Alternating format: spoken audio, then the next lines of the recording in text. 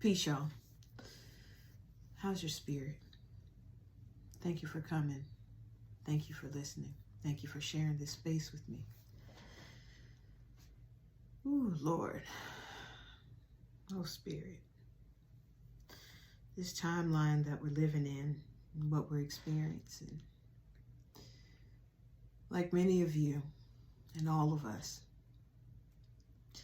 I've been sitting with and experiencing very much vicariously, experiencing and watching as babies. Heard the stat, one child every 10 minutes.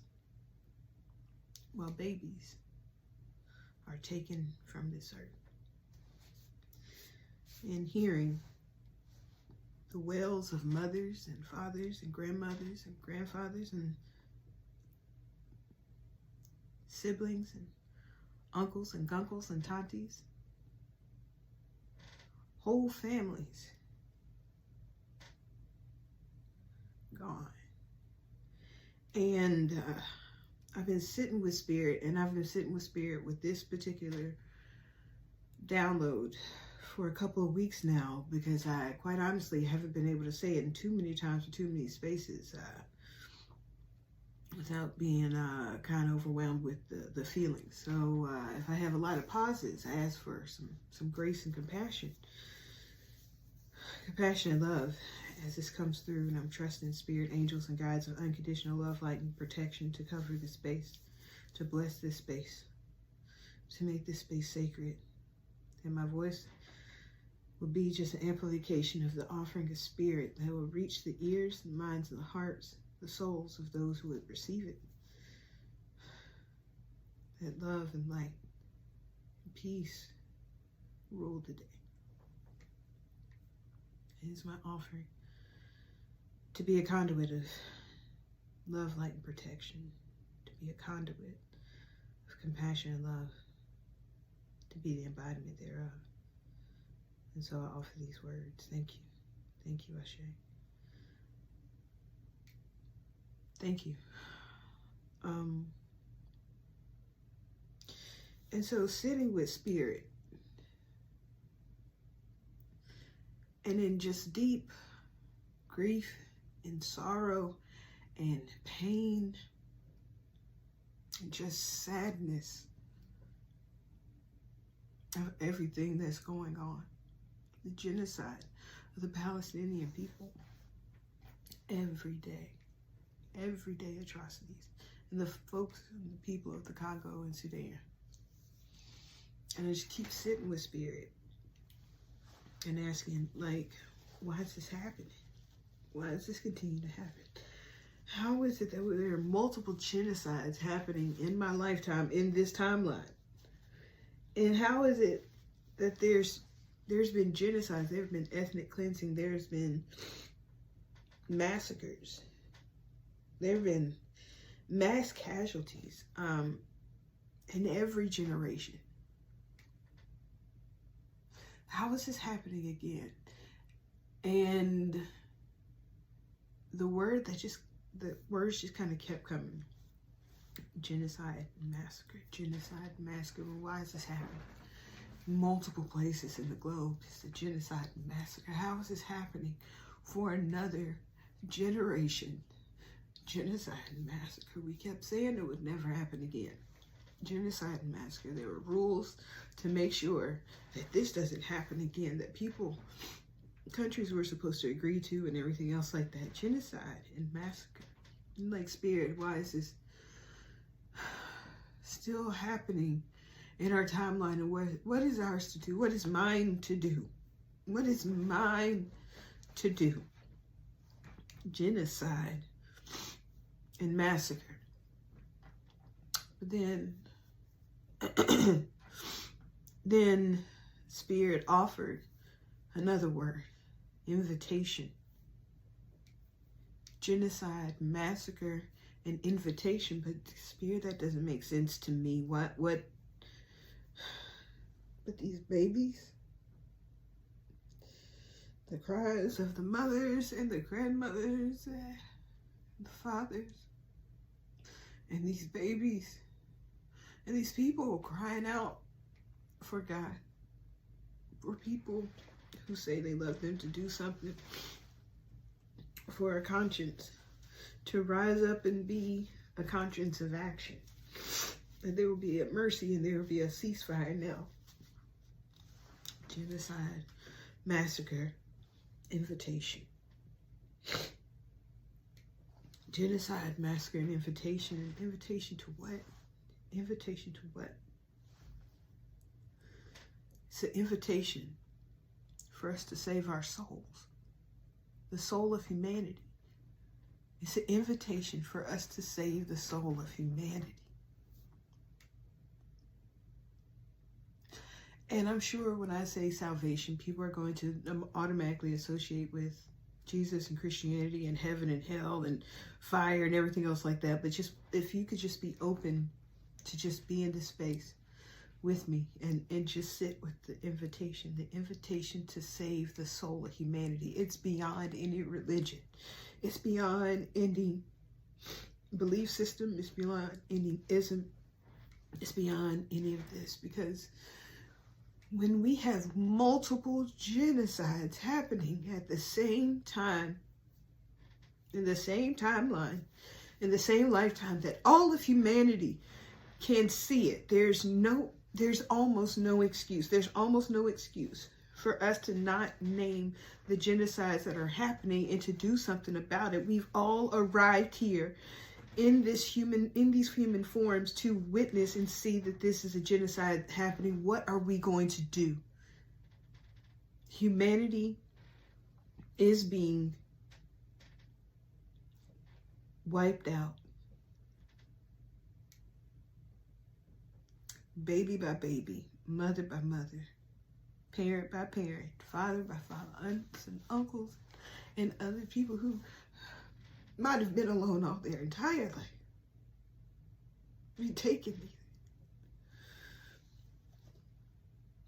That we could watch and we can see, and we have empirical evidence that this is happening. What are we going to do about the soul of humanity?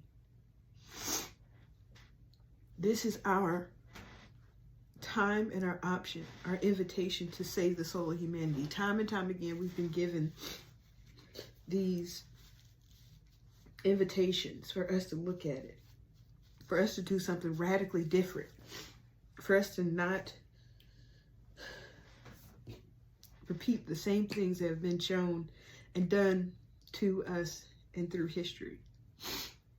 And so I continue to ask Spirit, what is the invitation to save the soul of humanity? What does that mean? Genocide, massacre, and invitation. Genocide. What is a genocide? I've seen and read and I've researched, and I know genocide is the ethnic cleansing of a group by any means, by not allowing for the lineage of that group to continue through controlling of their birth and life, access to resources and movement, to the point of death. Genocide. It's really about groups. Genocide. What is genocide? If we just keep asking ourselves, what is genocide? Because we are all experiencing this at the same time. We see what is happening right now, but what is it? It's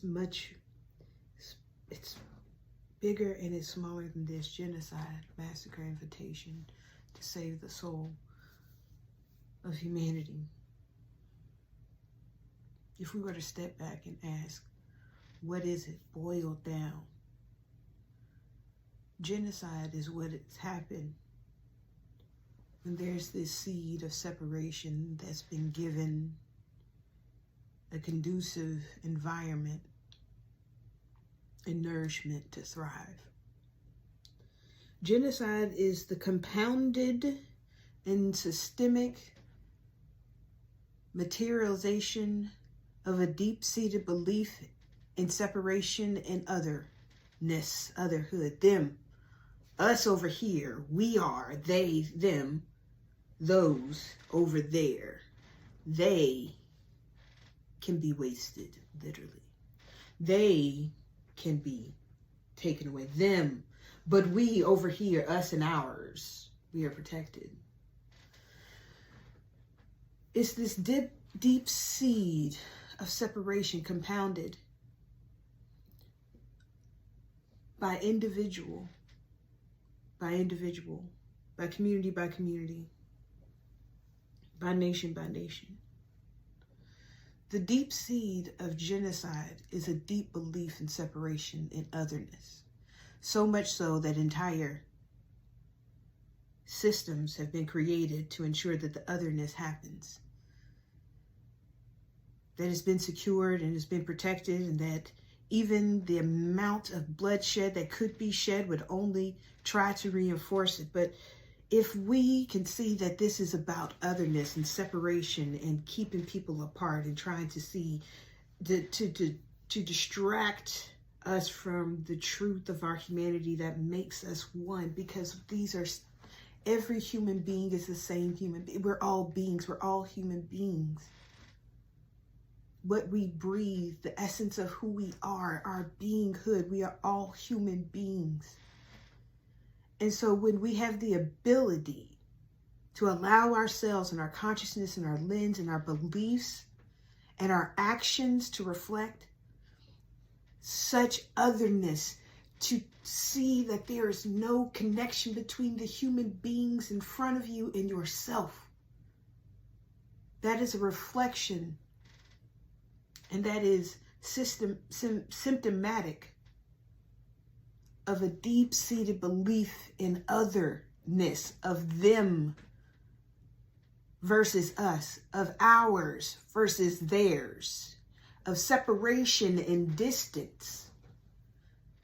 When this deep-seated belief in separation and otherness and otherhood is allowed to nourish and fester, actually, not nourish, but when it festers, right? Because a genocide doesn't happen as an apple off a tree. A genocide has to have the atmosphere conducive for its festering, for its sweltering, for its infestation and infection, for its ability to be fortified. It has to have the conducive atmosphere and recipe and ingredients in order for a genocide to happen. So how could it happen? What is the measure of salt? And the thing that I could only see and could only imagine, that the elements of genocide would have to happen in the compounded feeling and belief of otherness, because there are individuals that created systems that allowed for genocide, for apartheid to happen and to flourish and to perpetuate, and for its effects to compound. It's not just capitalism. That's a whole nother conversation. We can get into it. That's another one. But we're speaking about the soul of humanity and speaking about what is ours right now. When we think about genocide is what happens when the individual belief of separation, that seed, because we are all the seed of creation. We're all the seed. And when that deep seed of separation has a place to grow, that it is allowed to bloom and fester, to compound and multiply, it looks like othering words. It looks like those people over there. It looks like stereotypes and bias and jokes, and it looks like making either in codification of legislation and laws of making otherness, or it looks like the cultural norms of making otherness and casting people as others and marginalized. It is the actual marginalization of people through the systems. When we continue to see otherness in our individual selves, we can also see how there's a connection to the compounded effect of individualized belief of otherness and separation, when it's magnified and edified, when it's compounded by beliefs of religion, when it's given fuel by power and resources, when it's allowed to fester because no one stops to interrupt and say, that's not right, these are human beings, then we allow this separation to then threaten, and it has threatened, and it demolishes humanity. The soul of humanity is eroded with each action of separation. So that means that we either have the opportunity to allow the soul of humanity to be loved on and nourished with our own actions of radical love and compassion, or we contribute to the soul of humanity eroding with our actions and beliefs, our beliefs and actions of separateness, that we will detach ourselves from the humanity of the beings that we share this planet with, because the truth and the experience is that we're all experiencing this genocide. This is all us experiencing this genocide. Of course, let us be clear. Let us be clear. The folks who are experiencing the genocide in first person, to honor their experience, and those who are now lifted as martyrs that hold us accountable with their lives and their bloodshed, that we would learn this lesson, that we would take this invitation to save the soul of humanity, to heal the places within us that is a deep belief of separation. Because the individual deep beliefs of separation that we continue to encourage with our actions and beliefs of inaction, or to perpetuate separation, to perpetuate division, to oppress and suppress and repress life and people having life and humanity being able to fully express, then we're also eroding the actual soul of humanity.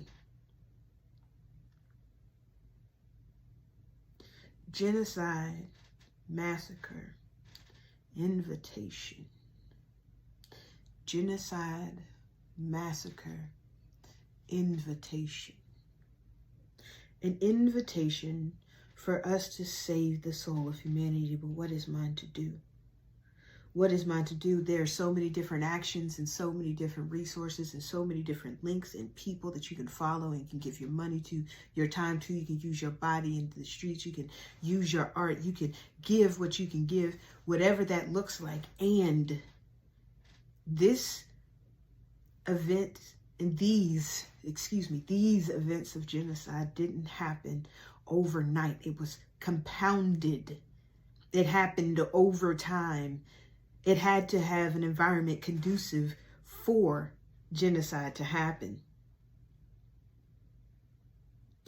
And so that means what is mine to do is to understand that the compounded effect of separation, what we have seen is when it's at its top peak, the beliefs of separation at its top peak form, evolved at its top peak form, is genocide.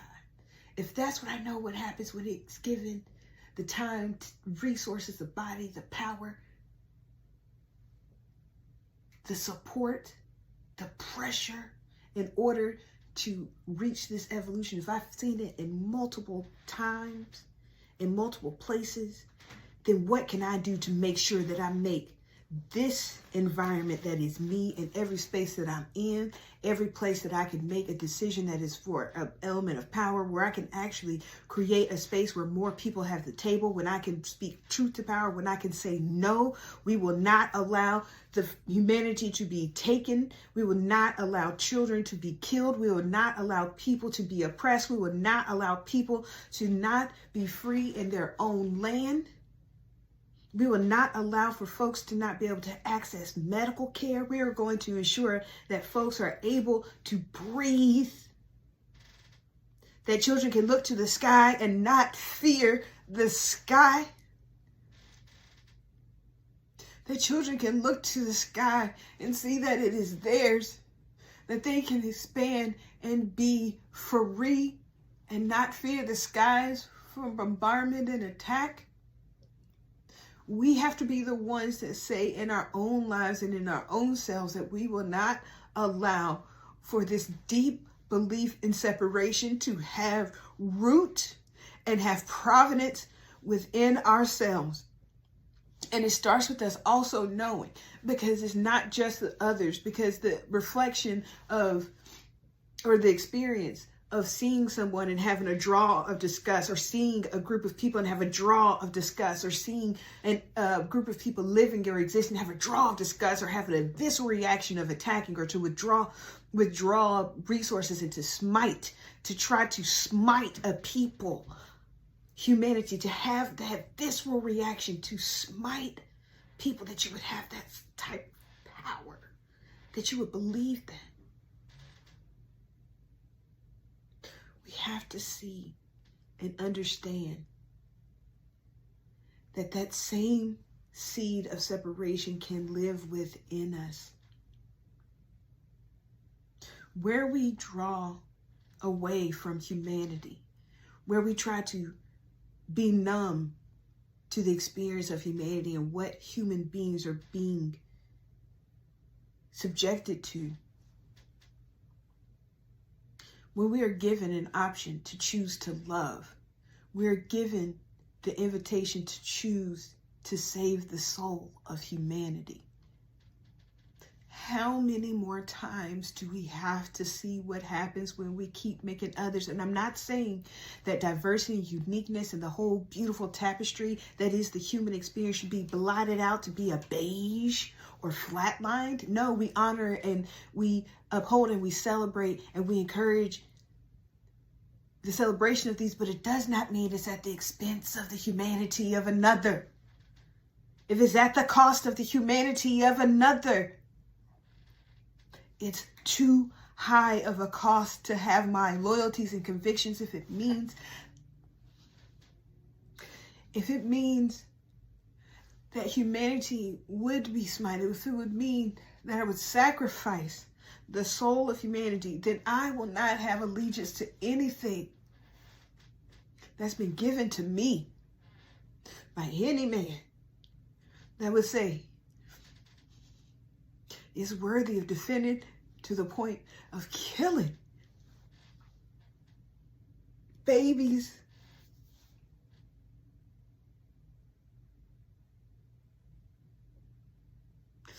We cannot allow ourselves to continue what's happening now. We cannot allow it to continue to happen. This is our invitation to save the soul of salvation. This is our invitation, excuse me. Oh, goodness, I'm sorry. This is our invitation to save the soul of humanity. Because right now, y'all, I would think that we're pretty much experiencing a hell. If this could be a hell, I don't think we have to wait on it. I don't think we had to wait on it. But it also is something that's been created through beliefs and over time, persistence. So if it's based on beliefs, what do we believe can happen? What are we committed to seeing be the reality? Because the reality that we have right now effing stinks. This is hell right now on earth, but we have the ability, and it's possible. Because when we can surrender and let go of, when we can let go of all the things that we're holding on to that would have us to sacrifice our connection and our soul of humanity, whether that be ego, whether that be religion, whether that be status, whether that be gender, whatever that may, that would create a distance between us and our true selves, our true divine selves, being spirit, being love. If we can release all those things and allow ourselves, allow love, life-affirming, sustainable love to be our guide, to be released in our actions, then we can shift this reality. This reality is a projection of beliefs that have been given material and body. So if we can believe and we can see it, we know what truth is, we know what love is, we know that there's enough for all, we know that this land is not our land, but it's free to all. But we can understand that we are on this land to live together. where we can choose to make more room and less walls.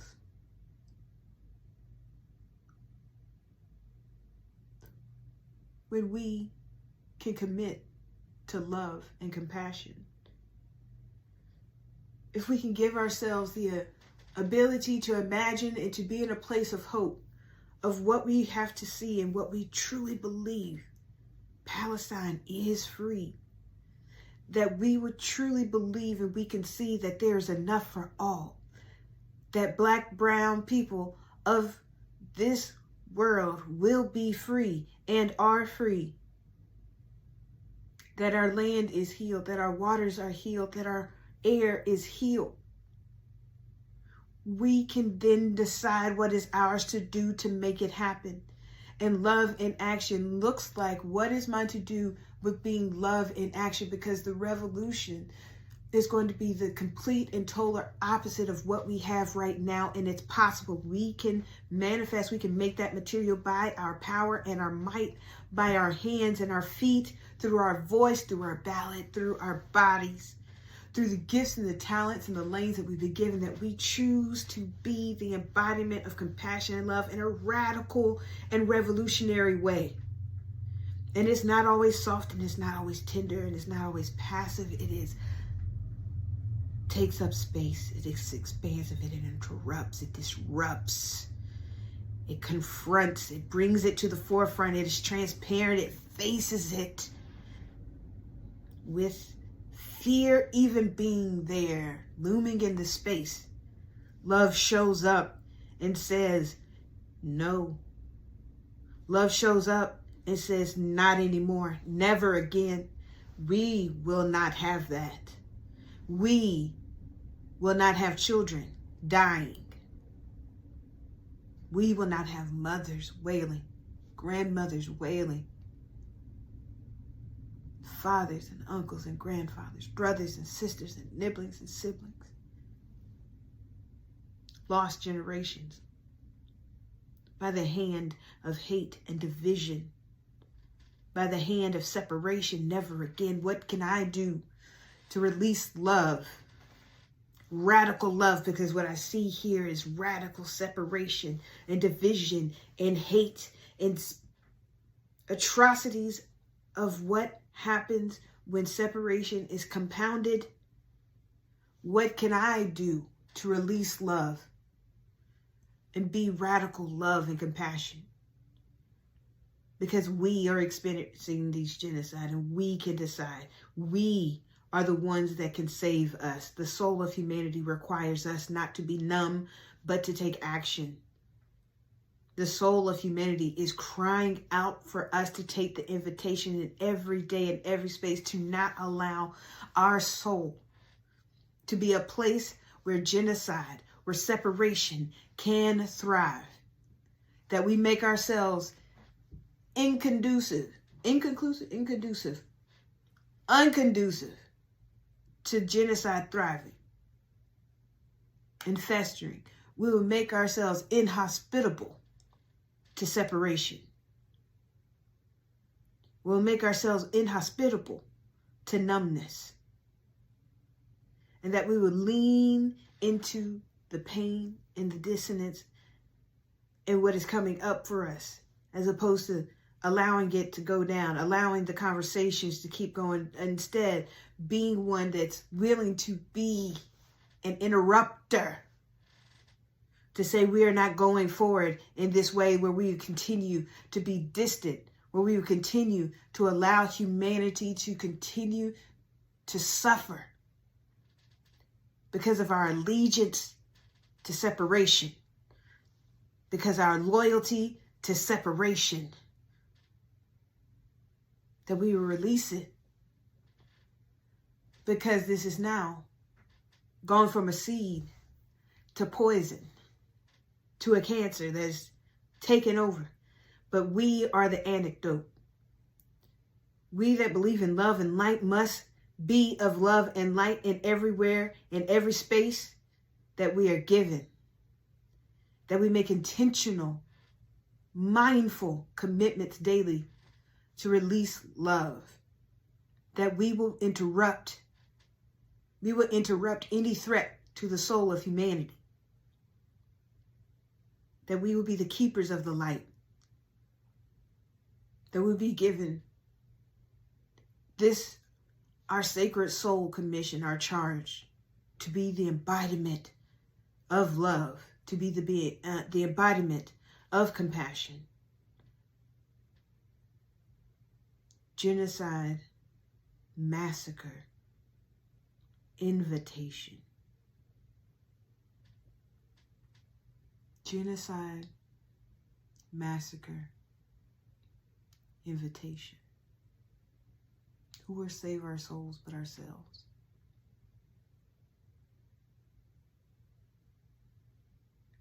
I recognize that this is a bit different of Cosmic Hype, but this had to come out.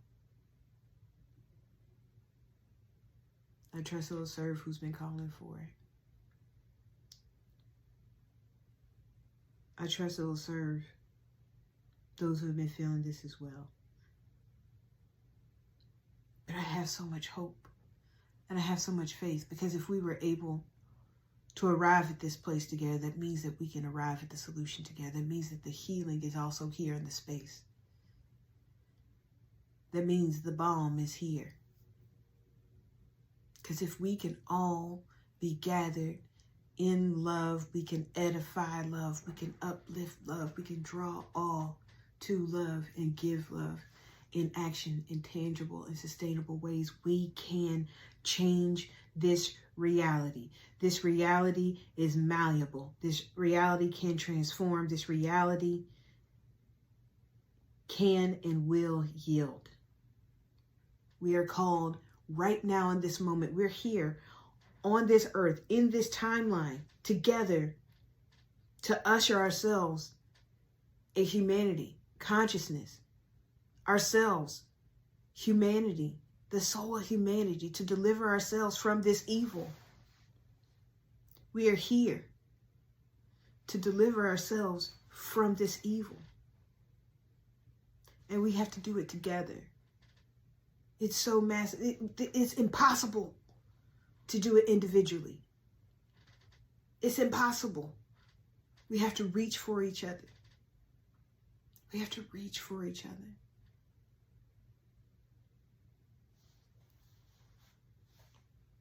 It's not too late. It's not impossible. Keep persistent. What is yours to do? What are you able to do? That is blessed and that's holy. And it counts. And it matters. All of it matters.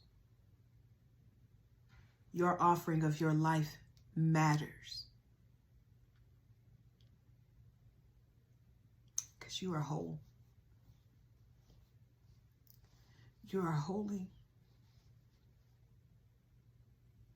You are worthy. And you are loved.